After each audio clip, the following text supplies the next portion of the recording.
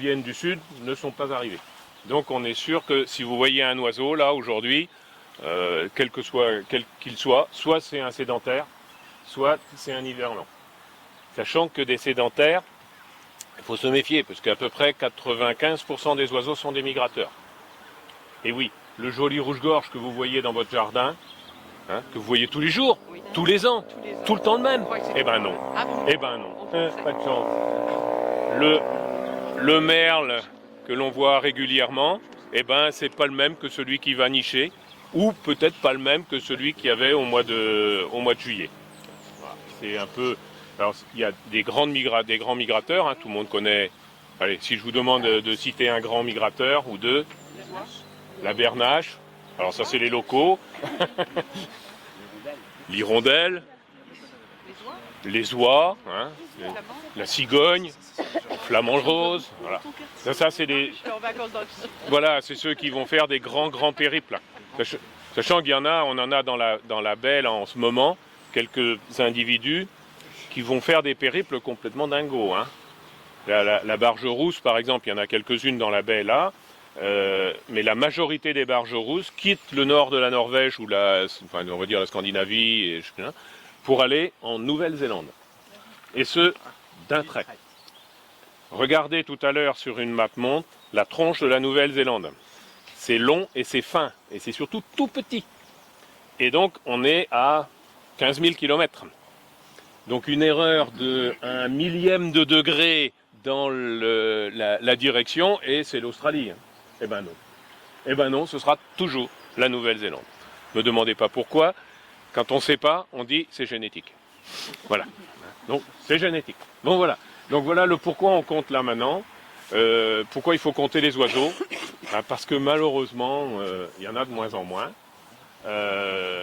Ça diminue, alors les chiffres sont donnés, hein, 40% à peu près de diminution, beaucoup plus sur certains, beaucoup moins sur d'autres. Tout le monde a remarqué qu'il y avait plus de pigeons, il y a plus de choucas, hein, on a même plus de maisons charbonnières, mais pas chez nous. Je ne sais pas pourquoi. Voilà. Donc là, le comptage, ça se passe pendant 1 heure. Alors on va bouger nous, hein, parce qu'on va essayer de vous donner des techniques pour découvrir les oiseaux. En même temps, je regarde là, des petits oiseaux qui passent là. Des techniques pour déterminer les oiseaux. Mais normalement, il faut rester statique pendant 1 heure et compter tout ce qu'on voit. Donc nous, ça fait à peu près 1 heure qu'on est là, à quelque chose près. Je ne sais pas combien d'espèces on a pu voir avec Jean-François là, mais sans faire, je pense qu'on en a vu, il y a bien avoir une douzaine quand même, quoi, différentes. Là. Donc ça, c'est parce que je pense qu'on a l'œil. Et puis on est un peu névrotique quand même. Hein. Pas psychotique encore, mais c'est quand même un peu une névrose, quoi. Hein. Un ornithologue, il ne peut pas s'empêcher de donner le nom. Donc il ne peut pas s'empêcher. Il voit un oiseau et il dit paf, c'est tel nom. Ça n'intéresse personne d'autre que lui, mais il faut toujours qu'il donne le nom. Il se trompe à peu près 1 fois sur 3. Mais il revient sur sa position, donc c'est ça qui est bien, c'est un bon. Et puis, quand il y en a plusieurs, il faut qu'ils comptent. Ils comptent. Donc même on dit que les ornithologues sont plutôt des compteurs que des réellement amoureux de la nature. Mais c'est pas. On ne peut pas s'empêcher de compter. Voilà. Alors, vous l'écrivez comme vous voulez, parce qu'il y en a aussi certains qui peuvent raconter des histoires. Donc on peut y mettre un M, un P, faites ce que vous voulez. Voilà. On peut dire juste 2 mots là sur le lieu sur lequel on trouve, tout le monde ne sait pas forcément. Allez, vas-y. En fait, ici, le monument qui est installé, c'est la mémoire de Louisanne Gauthier, qui était une habitante du quartier adjointe et qui est morte sur son vélo l'année dernière. Donc symboliquement, c'est intéressant. Elle était adjointe à l'environnement si elle habite de Saint-Brieuc. Voilà. Donc on ne va pas rester statique là pendant 1 heure, hein, parce que c'est un peu long. Mais si vous le faites chez vous, donc vous restez pendant 1 heure. Et alors, bien sûr, la question qui brûle les lèvres, je pense, de tout le monde, c'est mais comment on sait combien il y en a qui sont passés? Parce qu'ils passent, ils reviennent, ils repassent, parfois il y en a 2, parfois il y en a 4. Enfin, vous gardez le chiffre le plus important. Parce que c'est vrai que s'il y a un merle qui fait l'aller-retour entre votre jardin et celui du voisin, Il va le faire 20 fois hein, pendant 1 heure. Hein, donc il n'y a pas 20 merles, il n'y en a que un. Il y en a que un. Voilà. Je sais pas, là on fait deux groupes et puis on va surtout s'attarder à vous donner des petites... voilà, en même temps je regarde, vous voyez, c'est tous ces petits oiseaux là qui sont à la cime des arbres. Alors vous les voyez pas, hein? Et bien pourtant il y en a. Hein. Alors qu'est-ce qu'on voit? Alors voilà, là on peut pas voir les couleurs. On peut pas voir les couleurs. Qu'est-ce qui va nous permettre de supposer? Vous voyez, regardez là, ils s'en vont dans les arbres. Ils sont en bande. Ce sont, alors, dans la famille, on les connaît, c'est les fringidés. C'est des oiseaux qui volent comme ça. Ils sont en bande. Ils volent comme ça. Ils sont à la cime des arbres, vous les voyez là. Et si vous les regardez bien, quand ils mangent, ils se mettent à l'envers. À l'envers. Donc, en bande, cime des arbres. Vol caractéristique en vague et mangent à l'envers. Et quand on regarde mieux, ils sont sur des aulnes et pas sur d'autres arbres. Ils sont pas venus là. Hein. Ils sont venus sur... Alors les aulnes, c'est cet arbre-là qui a un port comme un tapin. Eh bien, alors, comme on se trompe une fois sur 3, on va quand même lancer un nom. C'est le tarin des aulnes. C'est un tout petit oiseau, très beau. Les jeunes et les femelles sont assez ternes, grises, striées, avec quand même des bandes jaunes sur les ailes. Le mâle est un peu plus joli. Voilà. Qu'est-ce qu'il mange? Oh bah, les graines des aulnes. Hein, les graines des aulnes. Donc vous devez la voir là. Ça, c'est ce qu'on appelle un nordique. Ça, c'est typiquement un oiseau qui nous vient du nord. Hein, sa zone de répartition sud, c'est la France. Hein, il ne va pas aller plus bas. Voilà. Bon, voilà, on peut... Il y a peut-être la question du nourrissage dans les jardins, parce que c'était une question qui est posée souvent par... Alors, la question du nourrissage, moi je vous donne ma position, ça ne sert à rien. Ça ne sert à rien. C'est tout à fait une réaction anthropomorphique. Dès qu'on a un animal, hein, vous avez quelqu'un qui va ramasser n'importe quel animal. La première chose à laquelle il va penser, c'est lui donner à manger. Alors ou à boire. Alors on va faire l'anthropomorphisme dans l'autre sens. Vous êtes heurté par une voiture sur la route. Vous saignez, vous avez un bras cassé. Est-ce que la première chose dont vous allez avoir besoin, c'est de manger? Je ne pense pas que vous aurez bien faim. En plus, vous êtes ramassé par des gens qui sont à peu près 1000 fois plus grands que vous, qui parlent fort, vous n'y comprenez rien, et ils vont vous donner à manger ce que eux ils mangent. Pire, ils vont mettre un peu d'eau dans les croquettes du chat, et puis ils vont essayer de vous les donner. Non, c'est la pire des choses. Bon, j'exagère. Mais aujourd'hui, la nature, même si elle est bien abîmée, il y a encore assez pour donner à manger aux oiseaux. Sauf quand il fait vraiment très froid. Par contre, chose que l'on ne fait pas, en été, mettez des bassines et des écuelles. Pas trop profondes, pour que les oiseaux viennent se baigner et viennent se désaltérer. Ça, c'est beaucoup plus important. Mais si vous voulez le faire pour voir les oiseaux de plus près et tout, bon,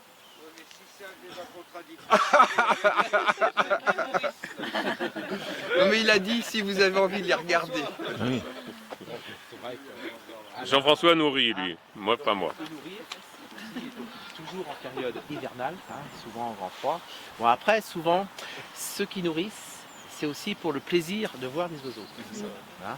Donc, en règle générale, si vous mettez une mangeoire chez vous, hein, vous allez observer quelles espèces vont venir. Vous allez avoir du rouge, du bleu, du vert, de toutes les couleurs. Et après, ça vous permet aussi d'identifier l'oiseau. Hein.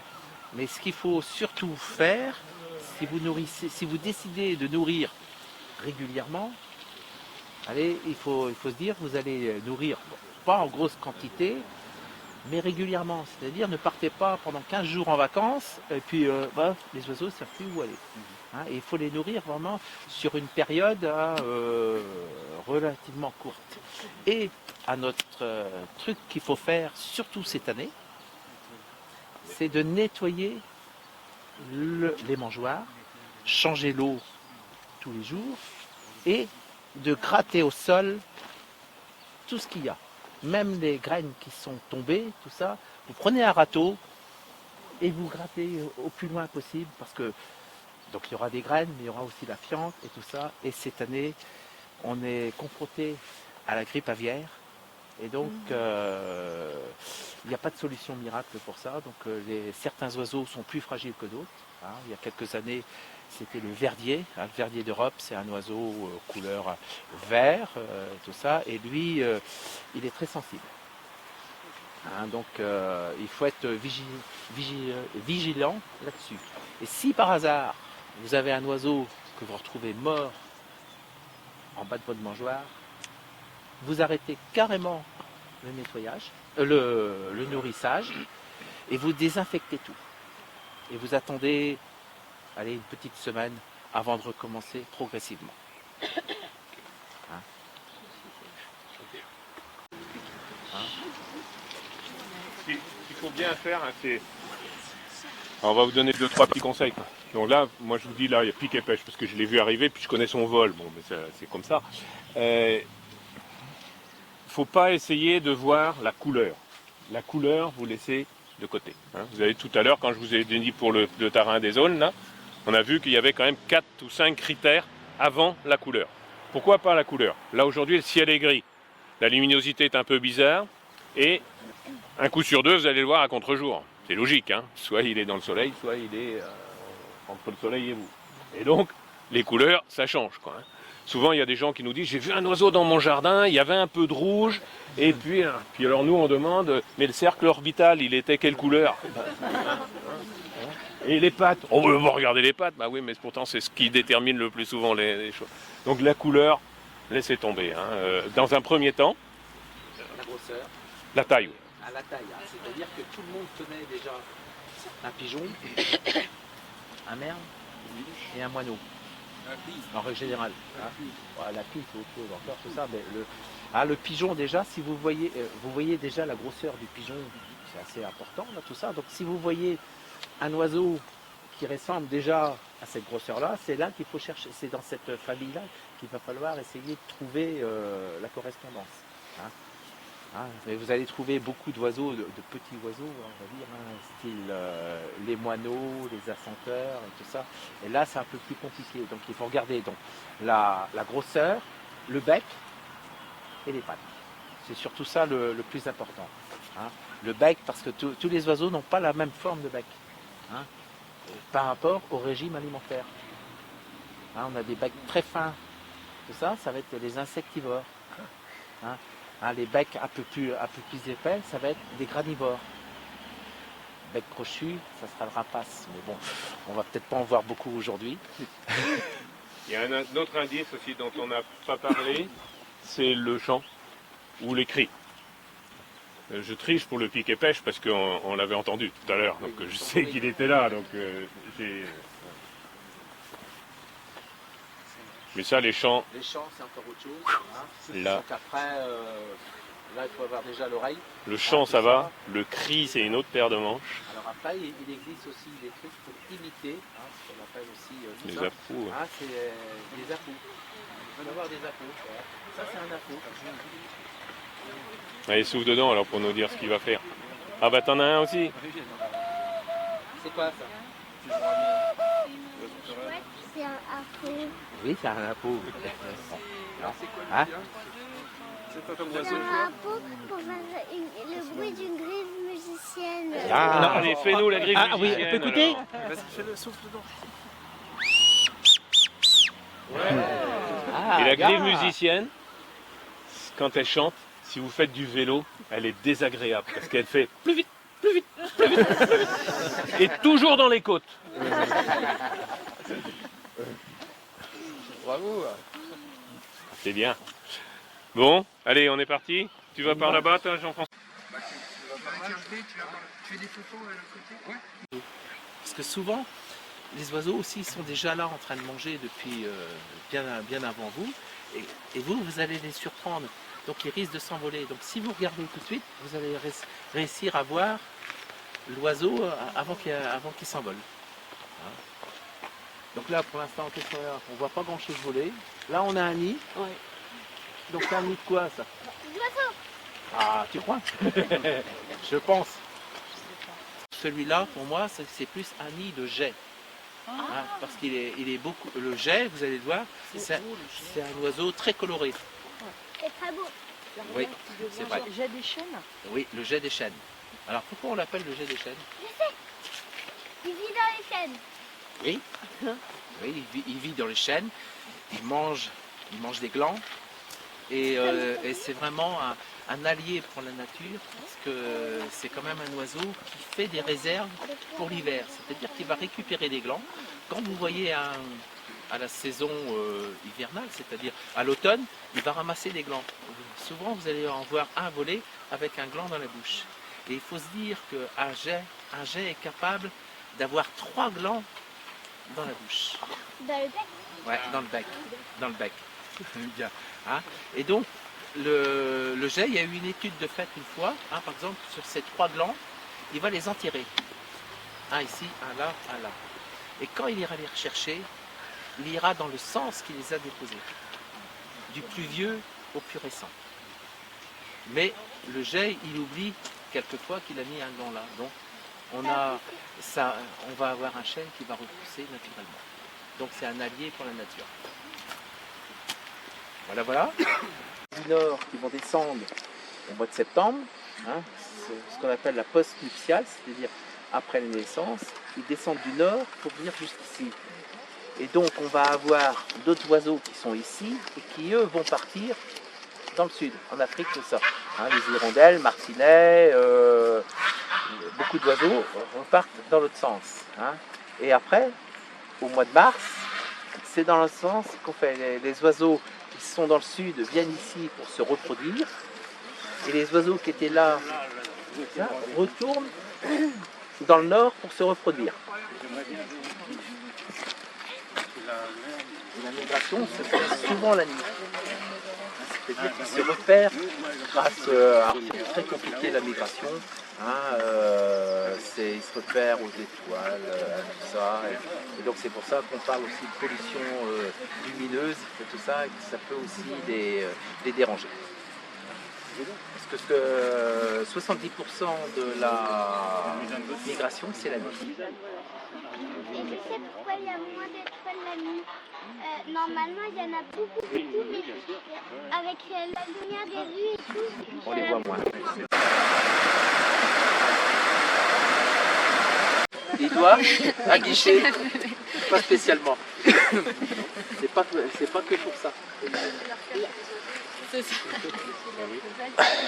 Voilà, donc il faut qu'elle passe inaperçue, il faut qu'elle se confonde avec le milieu naturel. C'est-à-dire quand vous regardez par exemple le colvert, hein, le canard colvert, le mâle, il a du vert, il a du bleu, il est joli, tout ça. La femelle, elle est toute grise. Et comme la femelle pond au sol, il faut qu'elle passe inaperçue. C'est-à-dire que tout à l'heure où c'est qu'on était, là, il n'y avait pas d'écorce de pain, on serait capable de nicher là, et vous passerez à côté, vous ne la verrez pas. Donc c'est rien que pour ça, pour que ça passe inaperçu.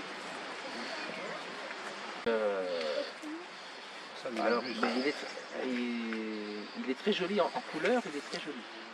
Oui, par contre, c'est un oiseau très sale.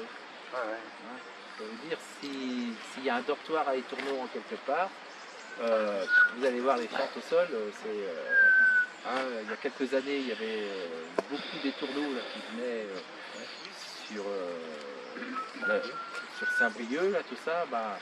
Donc ils avaient des pré-dortoirs, ils se regroupaient avant par truc. Et si vous aviez votre terrasse juste sur le truc, c'était bon. Hein. Et cette année, Jean-François, où ils sont Hein, tous les groupes des tourneaux toujours du côté de l'hôpital. L'hôpital? Ouais. A priori, il y en a toujours par là. Et il y en a aussi. Ouais, salut. Bonjour. Il y en a chez moi en tout cas. Mais c'est un bel oiseau, C'est les tourneaux. Il bouffe le polystyrène de l'isolant. Alors, les tourneaux, fait partie de la famille des cavernicoles. Cavernicole, ça veut dire quoi? des oiseaux qui vivent en caverne. En caverne, d'accord. Et c'est quoi les cavernes dans les arbres? Je sais. Oui. Comme des trucs les trous des couettes. Voilà, ouais, ça peut être, ouais, voilà. Alors, c'est pour ça qu'on a besoin de laisser des arbres morts. Hein, les arbres morts, souvent dans des parcs, là, on va dire, oh, ici il y a un arbre mort, il faut le couper, tout ça. Mais non, c'est un refuge aussi quand il est encore sur pied, les oiseaux vont pouvoir percer. Hein, donc il y a le pic, tout ça, qui va creuser. Hein, le pic et pêche, il va creuser, il va faire son nid, sa loge, il va pondre et tout ça. Et après, une fois qu'il va partir, il y a d'autres oiseaux qui vont rentrer dedans. Hein, les tourneaux vont rentrer dedans. Il y a un oiseau qu'on va peut-être pas voir, on va certainement pas le voir, mais il y a ça s'appelle la citelle torche-peau. Et je pense qu'elle est peut-être aussi sur le flyer. Non, je crois que j'en ai Ouais. pas une dans mon jardin. C'est sûr, Je sais pas si elle est dessus. c'est sûr, elle est dessus. Hein. Hein, Une dans mon jardin. la citelle torche-peau. Alors pourquoi on l'appelle la torche-peau? Parce que finalement, elle aussi, c'est un cavernicole. Et donc, si l'orifice du trou, il a été fait pour un pic et pêche. Donc, le pic et pêche est assez costaud. Donc, l'orifice est beaucoup trop grand. Le diamètre est trop important. Donc, la citelle, elle va colmater, elle va faire du ciment tout autour de l'orifice pour le réduire, pour qu'elle passe juste dedans. Du vrai ciment? C'est une boue, hein, mais c'est costaud. Hein. Moi, je te Citelle torche-peau, c'est le seul oiseau qui est capable de descendre d'un arbre la tête en bas, sur le tronc. Ouais. comme le cochon poidu. Ouais, on va dire ça. Pas beaucoup de cochons. Il descend pas volontairement, il descend pas bien. Ah, donc, c'est comme ça que ça se... Ouais, encore un, ouais. On a parlé de tout à l'heure. Cette année, il y a eu beaucoup de nids de frelons. Hein, parce que là, il y en a encore un. Là. Hein, je vois sur Trégueux, il y a eu plus de 80 nids de frelons détruits.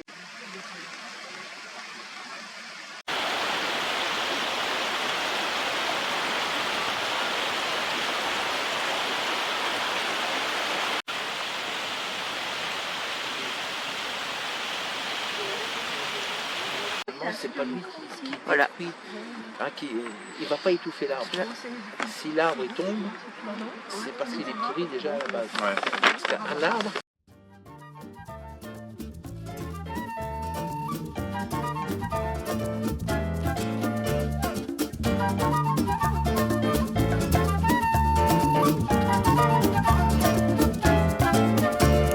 Comme toi l'oiseau, mon ami l'oiseau, je voudrais voler de la terre jusqu'au ciel, déployer mes ailes, pouvoir voyager.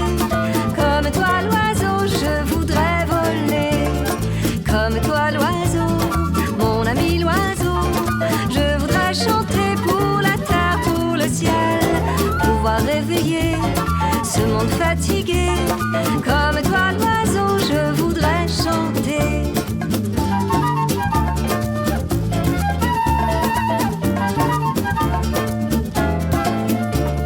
Grands oiseaux migrateurs, vous partez pour l'Afrique. Par-dessus l'équateur, vos couleurs sont magiques. Flamands et perroquets, l'oriot en habit d'or. Dans le vent, vous dansez, Milan et Grand Condor. Comme toi l'oiseau, mon ami l'oiseau, je voudrais voler de la terre jusqu'au ciel, déployer mes ailes, pouvoir voyager. Comme toi l'oiseau, je voudrais voler. Comme toi l'oiseau, mon ami l'oiseau, je voudrais chanter pour la terre, pour le ciel, pouvoir réveiller ce monde fatigué. Comme toi l'oiseau, je voudrais chanter.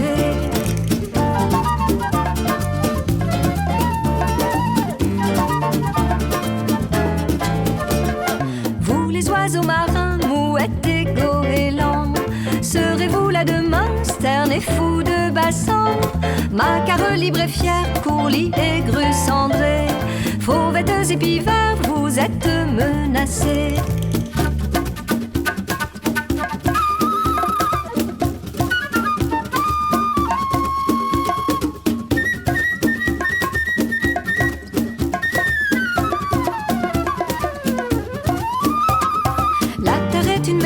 vie avec les arbres et l'eau. Rien ne serait pareil sans le chant des oiseaux. Porteur de tous nos rêves, emmène-nous l'oiseau dans un monde moins cruel, plus juste et bien plus beau. Comme toi l'oiseau, mon ami l'oiseau, je voudrais voler de la terre jusqu'au ciel, déployer mes ailes, pouvoir voyager. Comme toi l'oiseau, je voudrais voler. Comme toi l'oiseau, mon ami l'oiseau, je voudrais chanter pour la terre, pour le ciel, pouvoir réveiller ce monde fatigué.